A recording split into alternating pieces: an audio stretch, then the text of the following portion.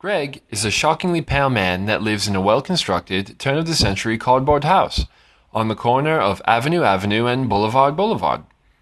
His home has bubble wrap carpet and running water, the latter which poses a serious problem for the cardboard aspect of the home. Greg is currently having a bit of a quarter-life crisis. At the ripe old age of 23, he was diagnosed with pogonositis. Pogonositis is the acute inability to grow facial hair. This disease has forced Greg to wear a false mustache, tinted blue to reflect his pathos about never being able to raise and nurture a mustache of his own. He takes the same mode of transportation to work every day, a bike-drawn skateboard. He's had a disposable minion of sorts who is happy to do grunt work in exchange for strong hamstrings and a sense of purpose, plus $50 a week, cash or credit, plus tip.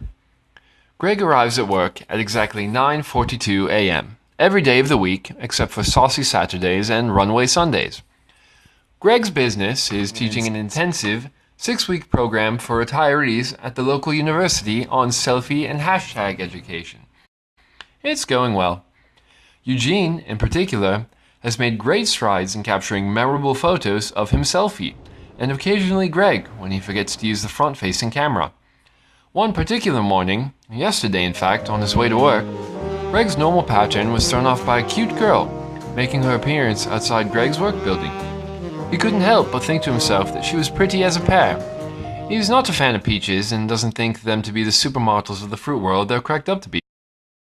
Today, Greg breaks his reputation by arriving at work at 9:41 a.m. To give him a full 60 seconds to talk to the mysterious lady. Using similar methods to a male peacock, which involve putting on a show for the female, he ties his shoelaces together and ties his tie around his head. He then proceeds to hop over to the target subject, introduces himself.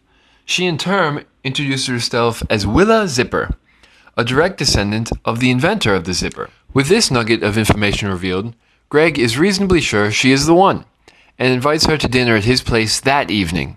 Willa agrees, and for the whole afternoon, Greg is walking on cloud 9. Hopping, rather. Greg prides himself in his excellent culinary skills, which he had picked up from his mother, who is a rather excellent lunch lady. He has grand plans for his dinner tonight with Willa.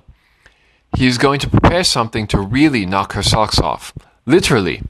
Greg has no shoes or socks in the house rule, so he is fairly certain he will have no trouble with this particular goal. As you've probably gathered from Greg's no shoes or socks in the house rule, he is quite the clean freak. He decides to break out the big guns tonight, 2 full cans of air freshener, unleashed from their aerosol cages. After rendering the air barely breathable, he proceeds to the next step of preparation for the evening, getting buff. He goes to his kitchen/home gym, does 1 triumphant push-up, and begins to make dinner. He tastes his creation and is rather pleased with himself. Just then, he hears a knock at the door. Willa is 30 seconds early. In a panic, Greg hurriedly sets the table, lights a candle, and walks at a distinctly moderate pace to the door, not wanting to appear too eager, since Willa can likely hear him approaching. He silently curses his state-of-the-art bubble-wrap carpet and cardboard-thin walls as he opens the door, with what he can't help but assume is a devilishly charming smile. Willa extends her hand for a cordial handshake, which Greg somehow mistakes for a fist bump, resulting in her being put in an awkward position of grabbing Greg's fist on impact. She gracefully recovers from this faux pas by treating Greg's fist like a doorknob, and Greg himself as a door. She expertly uses this method to enter the house. Greg's unprecedented culinary creation is an immediate hit, and the two have a wonderful evening, dining, chatting about everything from kittens to the mafia, and gazing lovingly into each other's eyes for an extremely awkward, bordering on socially unacceptable lengths of time. Willa is all Greg could have hoped for.